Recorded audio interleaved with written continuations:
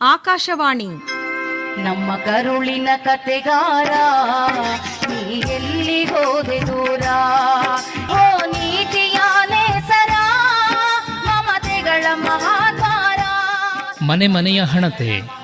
Doctor B R Ambedkar ಅವರ ಚಿಂತನೆಗಳನ್ನಾಧರಿಸಿದ ಪ್ರಾಯೋಜಿತ ಸರಣಿ ಕಾರ್ಯಕ್ರಮ.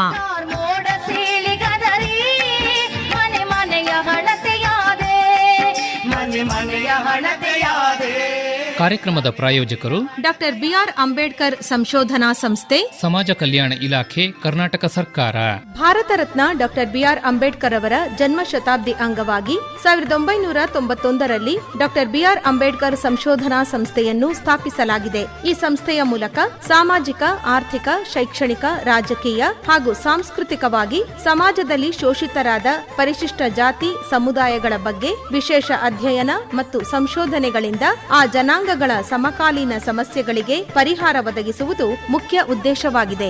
ಬೆಳ್ಳಿ ಬೆಟ್ಟಗಳ ಮೇಲೆ ಓಡಾಡಿದವೋ ಚಂದ್ರಮನೆ, ಮಾಡದ ಕತ್ತಲ ಗವಿಗೆ ಕಣ್ಣಾದೆ ಎಲ್ಲೋ ನೀನು.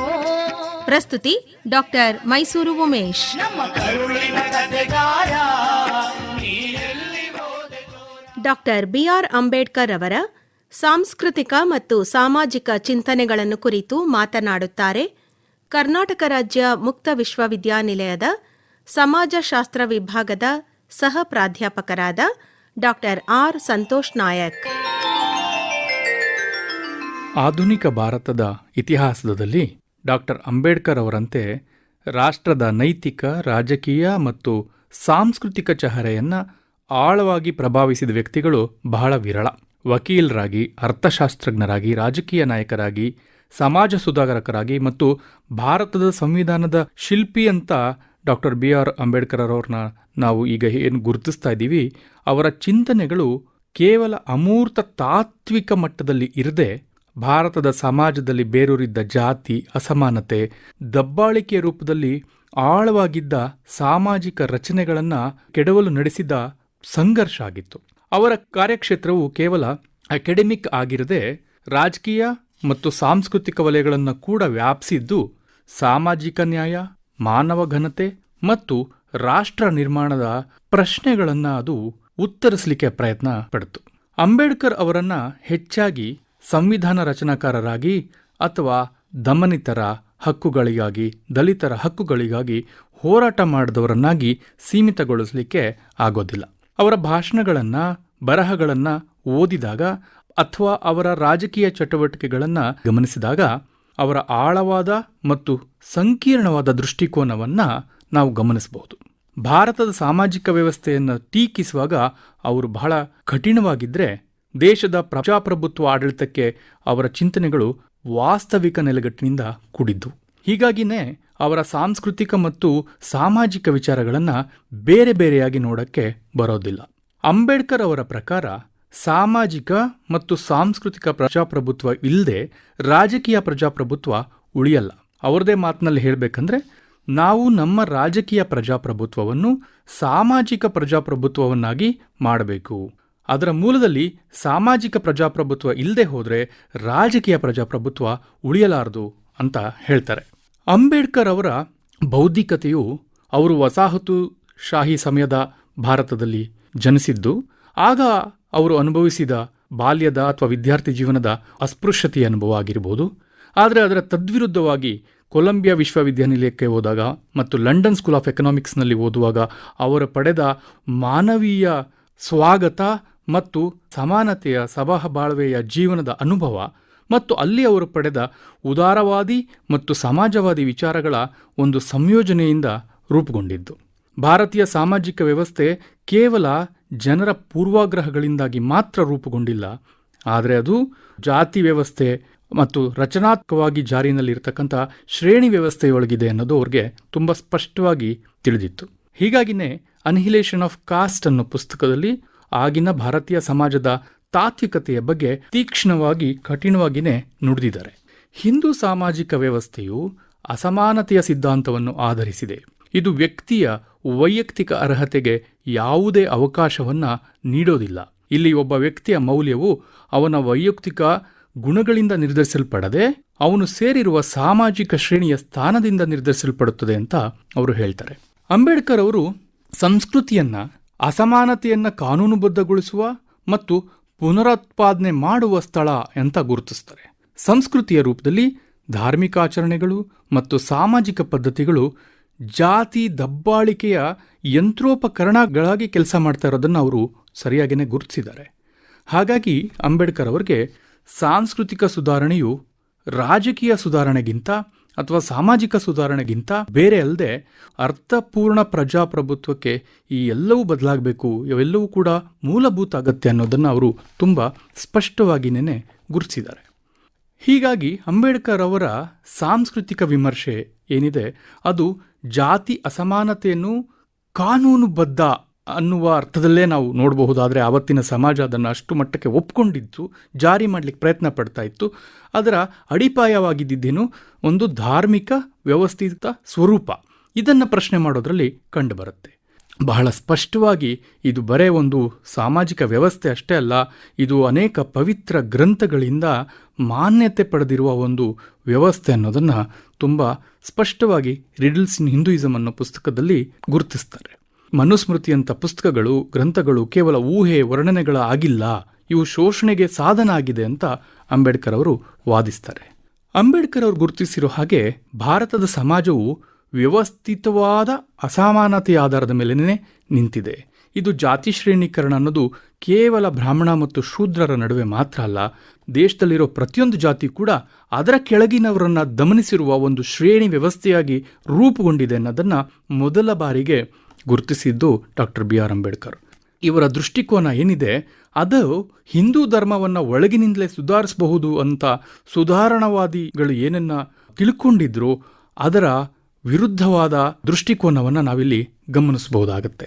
ಹಾಗಾಗಿ ಸಂಸ್ಕೃತಿಯ ಯಾವುದೇ ಮರು ವ್ಯಾಖ್ಯಾನವು ಅದರ ಕೇಂದ್ರವೇ ಜಾತಿ ಆಗಿರೋದನ್ನು ನಿರಾಕರಿಸಲಿಕ್ಕೆ ಆಗೋದಿಲ್ಲ ಅನ್ನೋದನ್ನು ಅವರು ಒತ್ತಿ ಹೇಳ್ತಾರೆ. 1927ರಲ್ಲಿ ಮಹಾಡ್ನಲ್ಲಿ ಮನುಸ್ಮೃತಿಯ ಸಾರ್ವಜನಿಕ ನಿರಾಕರಣೆಯು ಅವರ ಒಂದು ಸಾಂಕೇತಿಕ ಮತ್ತು ಕ್ರಾಂತಿಕಾರಿಕ ನಡೆನೇ ಆಗಿತ್ತು. ಇದು ಸಾಂಸ್ಕೃತಿಕ ಯಜಮಾನಿಕೆಗೆ ಎಸೆದ ಒಂದು ನೇರ ಸವಾಲ್ ಕೂಡ ಆಗಿತ್ತು. ಗೋಪಾಲ್ ಗುರು ಅಂತ ಸಮಾಜಶಾಸ್ತ್ರಜ್ಞರು ಹೇಳ್ತಾರೆ, ಇದು ಅವರು ನಡೆಸಿದ ಒಂದು ಸಾಂಸ್ಕೃತಿಕ ದಂಗೆ ಕೂಡ ಆಗಿತ್ತು. ಅಂದರೆ ದಬ್ಬಾಳಿಕೆಯ ಸಾಂಕೇತಿಕ ಬಂಡವಾಳವನ್ನು ತಿರಸ್ಕರಿಸುವ ಮೂಲಕ ಮಾನವ ಘನತೆಯನ್ನು ಮರುಪಡೆಯುವ ಒಂದು ಪ್ರಜ್ಞಾಪೂರ್ವಕ ನಡೆಯಾಗಿ ನಾವು ಇದನ್ನು ಗಮನಿಸ್ಬೋದು. ಹಾಗಂತ ಅವರು ಒಟ್ಟು ಆಧ್ಯಾತ್ಮಿಕತೆಯನ್ನು ತಿರಸ್ಕರಿಸಲಿಲ್ಲ, ಆದರೆ ಮಾನವೀಯತೆಯನ್ನು ನಿರಾಕರಿಸಿದ ಒಂದು ಸಂಪ್ರದಾಯದ ಸಂಸ್ಕೃತಿಯ ತಿರಸ್ಕಾರವಾಗಿ ಇದನ್ನು ನಾವು ಗಮನಿಸಬೇಕಾಗಿ ಬರುತ್ತೆ. ಹಾಗಾಗಿ ಜಾತಿ ಅನ್ನೋದು ಕೇವಲ ಶ್ರಮ ವಿಭಜನೆ ಅನ್ನೋ ಒಂದು ರೊಮ್ಯಾಂಟಿಕ್ ಕಲ್ಪನೆಯನ್ನು ಅಂಬೇಡ್ಕರ್ ಅವರು ಕಠಿಣವಾಗಿ ವಿಮರ್ಶಿಸಿದರು. ಅನಿಲೇಷನ್ ಆಫ್ ಕಾಸ್ಟ್ನಲ್ಲಿ ಇದು ಶ್ರಮದ ವಿಭಜನೆ ಅಲ್ಲ, ಶ್ರಮಿಕರ ವಿಭಜನೆ ಅಂತ ಅವರು ವಾದಿಸಿದ್ರು. ಈ ವಿಭಜನೆಯು ಭಾರತದಲ್ಲಿ ಮನುಷ್ಯನಿಗೆ ಹುಟ್ಟಿನಿಂದಲೇ ಬರುತ್ತೆ ಮತ್ತು ಯಾವುದೇ ಧಾರ್ಮಿಕ ಕ್ರಿಯೆಯಿಂದಲೂ ಇದನ್ನು ಬದಲಾಯಿಸೋಕೆ ಆಗಲ್ಲ ಅನ್ನೋದನ್ನು ಅಂಬೇಡ್ಕರ್ ಅವರು ಗುರುತಿಸಿದ್ದಾರೆ. ಅಂಬೇಡ್ಕರ್ ಅವರ ಸಾಂಸ್ಕೃತಿಕ ವಿಮರ್ಶೆ ಆಳವಾದ ಒಳನೋಟಗಳಿಂದ ಕೂಡಿಂಥದ್ದು ಆಗಿರುತ್ತೆ ಮತ್ತು ಹೇಗೆ ಈ ಒಂದು ಸಾಂಕೇತಿಕ ವ್ಯವಸ್ಥೆ ಕಾರ್ಯನಿರ್ವಹಿಸುತ್ತೆ, ಧರ್ಮದ ಮೂಲಕ ಮಾನ್ಯತೆಯನ್ನು ಪಡೆದಿರುತ್ತೆ ಅನ್ನೋದನ್ನು ಅಂಬೇಡ್ಕರ್ ಅವರು ತಮ್ಮ ಸಂಸ್ಕೃತಿ ಚಿಂತನೆಯಲ್ಲಿ ಸ್ಪಷ್ಟವಾಗಿ ಗುರುತಿಸಿದ್ರು.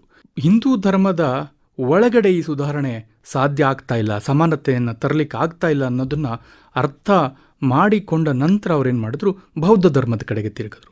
ಅವರು ಹೇಳ್ತಾರೆ, ಬೌದ್ಧ ಧರ್ಮ ಅದರ ಮಾನವೀಯ ಮತ್ತು ಪ್ರಜಾಪ್ರಭುತ್ವದ ಮೌಲ್ಯಗಳ ಕಾರಣಕ್ಕೆ ನಮಗೆ ಬಹಳ ಮುಖ್ಯ ಅಂತ ಅವರು ದ ಬುದ್ಧ ಅಂಡ್ ಹಿಸ್ ಧಮ್ಮದಲ್ಲಿ ಗುರುತಿಸಿದ್ದಾರೆ. ಭಾರತ ಪುನರ್ನಿರ್ಮಾಣ ಆಗಬೇಕು ಅಂದರೆ ಅದಕ್ಕೆ ಬೇಕಾಗಿರೋ ನೈತಿಕ ಅಡಿಪಾಯವನ್ನು ಬೌದ್ಧ ಧರ್ಮದಲ್ಲಿ ಗುರುತಿಸಬಹುದು ಅಂತ ಅವರು ಹೇಳ್ತಾರೆ. ಹಾಗಾಗಿನೇ ಅವರ ತಾತ್ವಿಕತೆಯನ್ನು ಅವರು 3 ಪದದಲ್ಲಿ ವಿವರಿಸ್ತಾರೆ: ಸ್ವಾತಂತ್ರ್ಯ, ಸಮಾನತೆ ಮತ್ತು ಭ್ರಾತೃತ್ವ. ಇವುಗಳು ಬುದ್ಧ ಗುರುವಿನಿಂದ ಸಿಕ್ಕಿದೆ ಅಂತ ಡಾಕ್ಟರ್ ಅಂಬೇಡ್ಕರ್ ಅವರು ಹೇಳ್ತಾರೆ.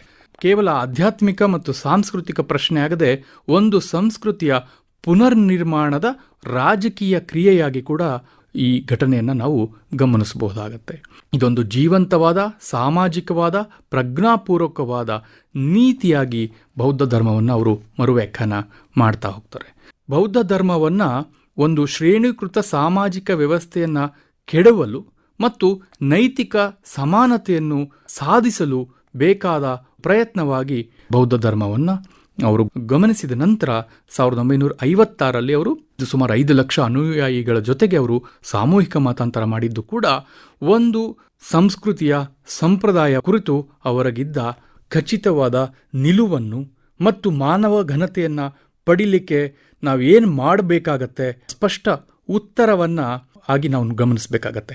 ಇದಕ್ಕಾಗಿ ಎಲಿನರ್ ಜೆಲಿಯಟ್ ಅನ್ನೋ ಒಬ್ಬರು ಸಮಾಜಶಾಸ್ತ್ರಜ್ಞರು ಹೇಳ್ತಾರೆ ಏನಂತ, ಅಶೋಕನ ಕಾಲದ ನಂತರ ಭಾರತದಲ್ಲಿ ನಡೆದ ಅಮೂಲಾಗ್ರವಾದ ಒಂದು ಧಾರ್ಮಿಕ ರೂಪಾಂತರ ಅಂತ ಅವರು ಅದನ್ನು ಗುರುತಿಸ್ತಾರೆ. ಹೀಗಾಗಿ ಬೌದ್ಧ ಮಾರ್ಗ ಅನ್ನೋದು ಜಾತಿಯ ಕಳಂಕದಿಂದ ಮುಕ್ತವಾದಂತಹ ಹೊಸ ಸಾಂಸ್ಕೃತಿಕ ಗುರುತು ಅನ್ನೋ ರೀತಿಯಲ್ಲಿ ಅಂಬೇಡ್ಕರ್ ಅವರು ಗುರುತಿಸ್ತಾರೆ. ವ್ಯವಸ್ಥೆ ಏನಿತ್ತು ಹಿಂದೆ ಭಾರತದಲ್ಲಿ, ಆ ವ್ಯವಸ್ಥೆಯ ಪರ್ಯಾಯವಾಗಿ ಸಮಾನಾಂತರವಾದ ಒಂದು ಸಾಂಸ್ಕೃತಿಕ ವಿಶ್ವವನ್ನ ಬುದ್ಧನ ಮೂಲಕ ಅಂಬೇಡ್ಕರ್ ಅವರು ಕಂಡುಕೊಳ್ತಾರೆ.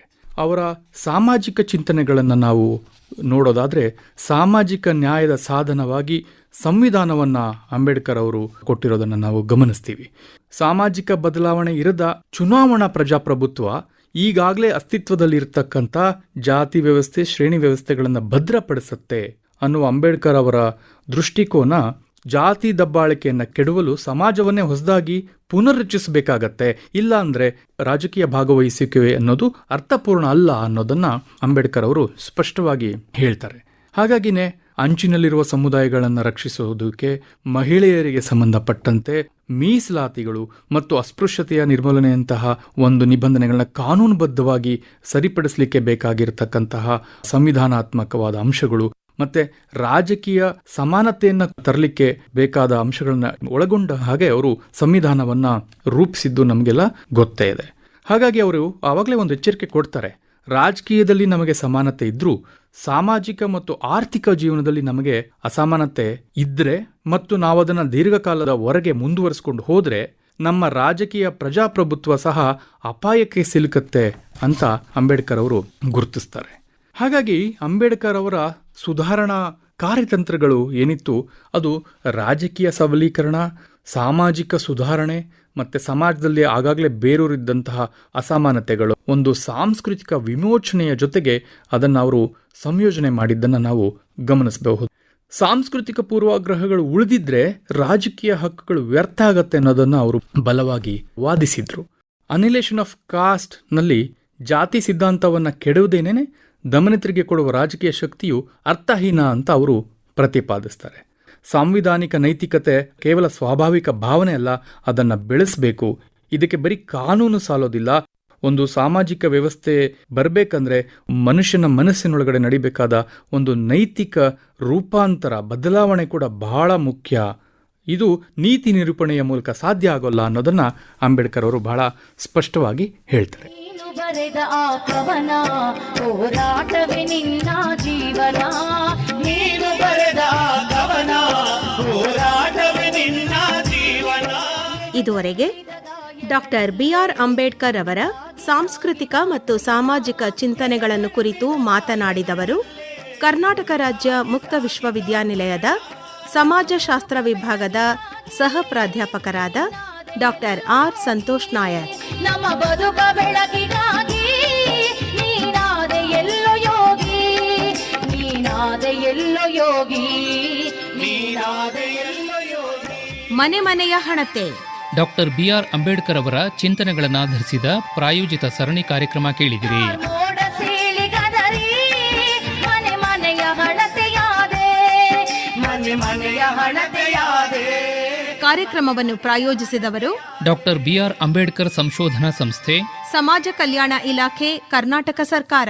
ಭಾರತ ರತ್ನ ಡಾಕ್ಟರ್ ಬಿಆರ್ ಅಂಬೇಡ್ಕರ್ ಅವರ ಜನ್ಮ ಶತಾಬ್ದಿ ಅಂಗವಾಗಿ 1991ರಲ್ಲಿ ಡಾಕ್ಟರ್ ಬಿಆರ್ ಅಂಬೇಡ್ಕರ್ ಸಂಶೋಧನಾ ಸಂಸ್ಥೆಯನ್ನು ಸ್ಥಾಪಿಸಲಾಗಿದೆ. ಈ ಸಂಸ್ಥೆಯ ಮೂಲಕ ಸಾಮಾಜಿಕ, ಆರ್ಥಿಕ, ಶೈಕ್ಷಣಿಕ, ರಾಜಕೀಯ ಹಾಗೂ ಸಾಂಸ್ಕೃತಿಕವಾಗಿ ಸಮಾಜದಲ್ಲಿ ಶೋಷಿತರಾದ ಪರಿಶಿಷ್ಟ ಜಾತಿ ಸಮುದಾಯಗಳ ಬಗ್ಗೆ ವಿಶೇಷ ಅಧ್ಯಯನ ಮತ್ತು ಸಂಶೋಧನೆಗಳಿಂದ ಆ ಜನಾಂಗಗಳ ಸಮಕಾಲೀನ ಸಮಸ್ಯೆಗಳಿಗೆ ಪರಿಹಾರ ಒದಗಿಸುವುದು ಮುಖ್ಯ ಉದ್ದೇಶವಾಗಿದೆ.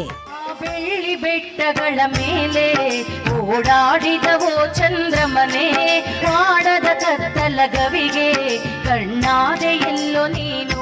ಪ್ರಸ್ತುತಿ ಡಾಕ್ಟರ್ ಮೈಸೂರು ಉಮೇಶ್.